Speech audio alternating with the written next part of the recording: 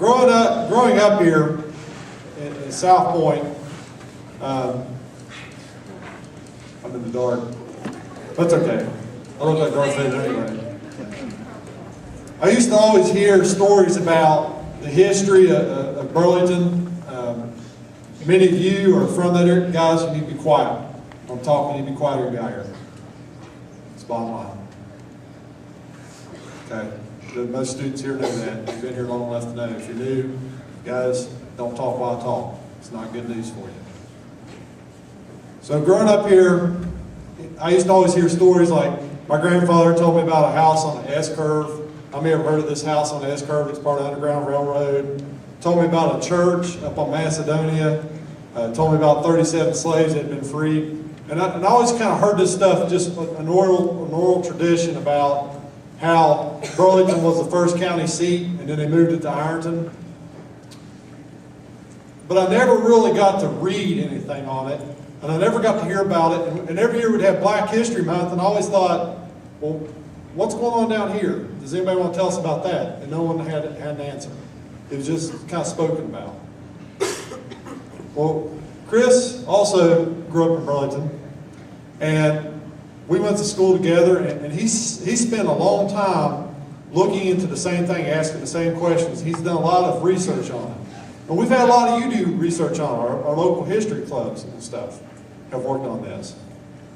But you're going to be surprised exactly what has happened. There's things that I didn't know about.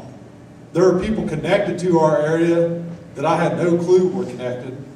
And it should make you feel proud to know that not only are you at a school that's not been segregated, we've always graduated African American students here long before we were required to by law. To realize that you come from a community that was free when other communities were not. But also to have so many people go out and do wonderful things. And they've all come from this area. They all are part of the South Point Local School District area. And there's some even beyond in Lawrence County. We've got some information on Huntington and different places even within Lawrence County. And it all comes back to here, some way or another. It all comes back to here. What happened in this area of Lawrence County? So if you would, please give your undivided attention to Mr. Saunders. This is Chris Saunders. A lot of you know him. He conducts the Burlington basketball tournament in honor of Tuck Church, who was a man that died in the war not too long ago. He was a graduate here. So, with that said.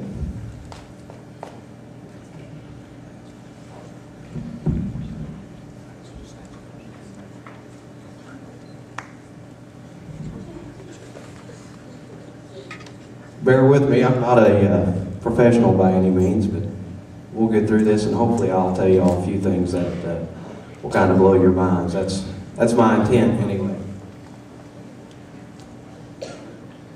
Anyway, I'm here to talk about the Underground Railroad, history in Burlington, and during this next hour or what have you, we won't even leave Burlington. Everything that'll be talked about here will have happened right here. You'll probably be surprised to find out that some of this stuff, not sure where any of you live or what have you, but you may live where this happened, or maybe just right down the street. But anyway, this is the Underground Railroad in your backyard. Anyway, wondering why there was a Underground Railroad here. Well, we live on the borders of West Virginia, Kentucky, and Ohio. And Kentucky and West Virginia, actually it was Virginia at the time because it didn't become West Virginia until halfway through the Civil War in 1863. Kentucky and Virginia were both slave states. Obviously, Ohio was not. But Kentucky was a breeding ground for slaves.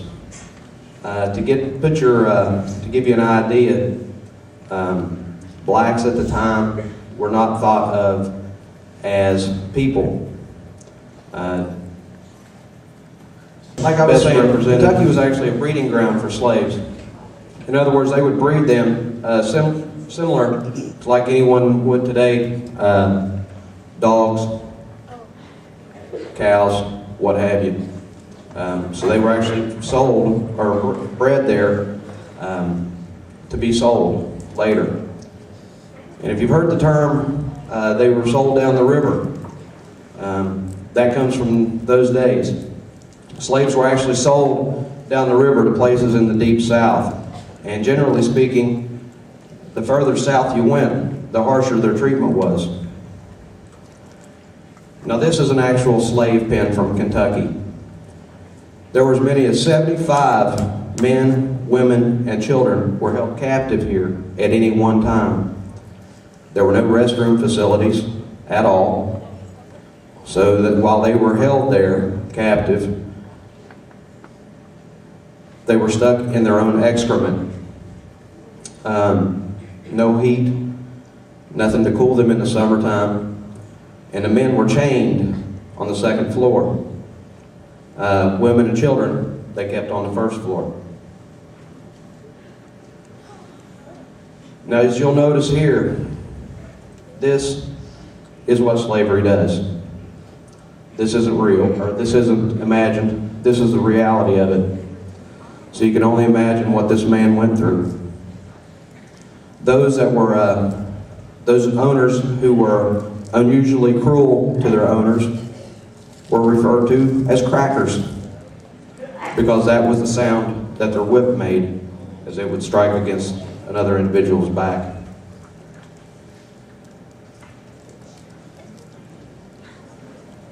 Now, as the slaves were often working in the fields and things like that, they would often sing spirituals to raise their morale.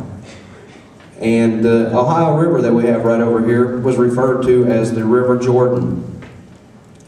This is one of those songs that they sang, and I'm sure that many of you may have heard it, Swing Low, Sweet Chariot. But what the owners in the field didn't know is that they were actually passing along dual messages. So while he was under the impression that everybody's in a good mood today and they're singing and I'm going to get a lot of work out of them today, what they were actually telling each other was that there was someone coming to take them to freedom. So if you'll think about that as I read these words, swing low, sweet chariot, coming for to carry me home. Swing low, sweet chariot, coming for to carry me home. I look over Jordan, which is the Ohio River, and what do I see coming for to carry me home? A band of angels coming after me. That band of angels, while a lot of people think that that's a spiritual meaning, and in essence it does, the band of angels they were talking about were the Underground Railroad conductors who were coming after them to take them home to freedom. And they're also telling each other, if you get there before I do, tell all my friends I'm coming too.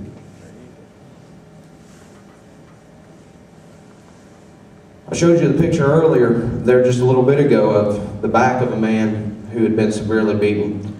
But according to John Parker, who was a slave who had bought his own freedom out of the Deep South and ended up becoming one of the most well-known conductors on the Underground Railroad in Ripley, Ohio, it wasn't the physical part of slavery that made it cruel and degrading.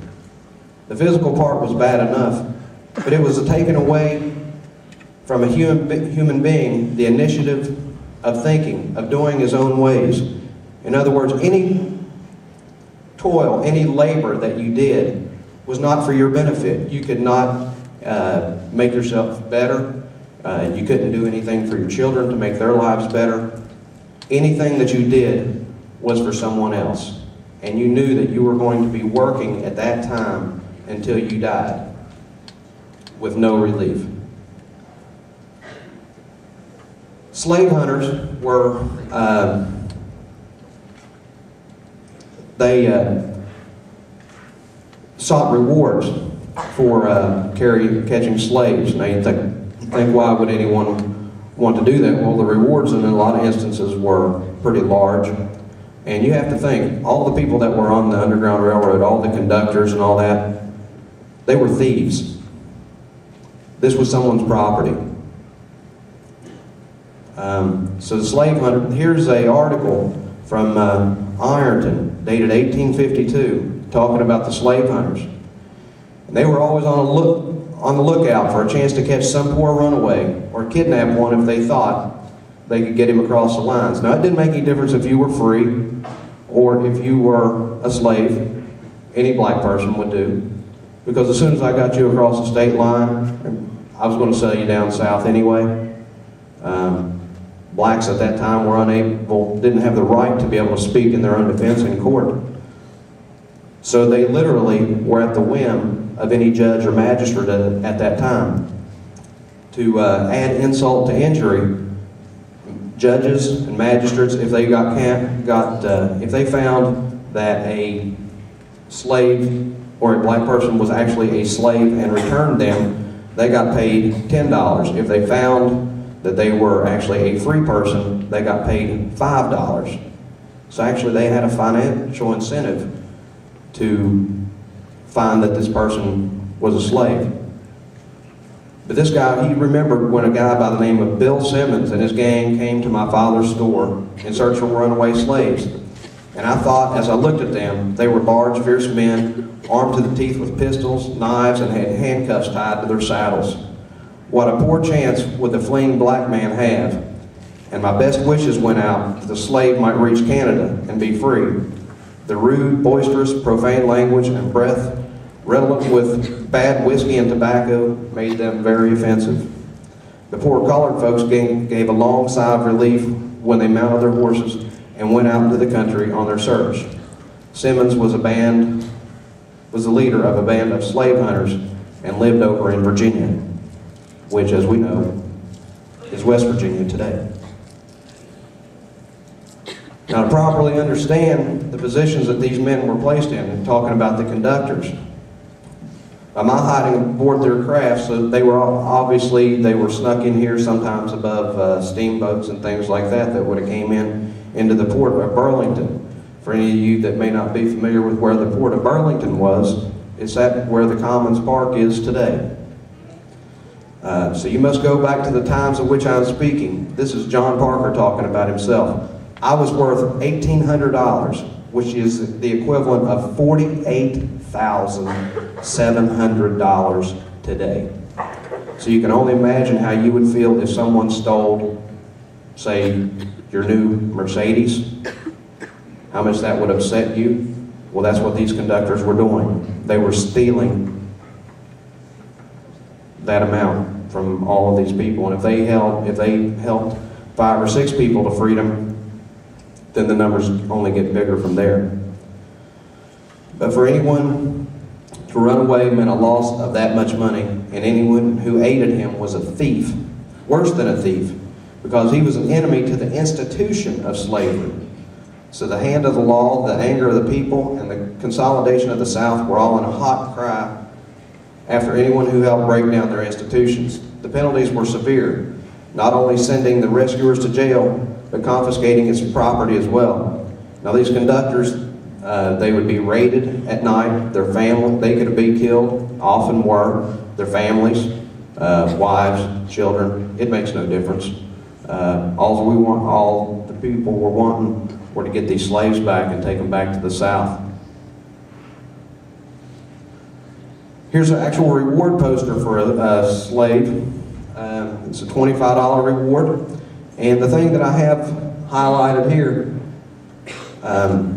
this man was actually attempting to follow his wife, or they believe that, who had been sold. Families were sold. They were split. Just because you were family doesn't mean that father, mother, and child were all going to be sold in one piece. In actuality, that was very, very rare. Children were sold as young as just a couple of months old. Very common, once they reached the age of 8, they would be sent away. So just think, your brothers, your sisters that you have now, at your age, you probably wouldn't have seen them probably for the last 5 or 6 years, and chances are you'd never see them again. So families were completely destroyed by all of this.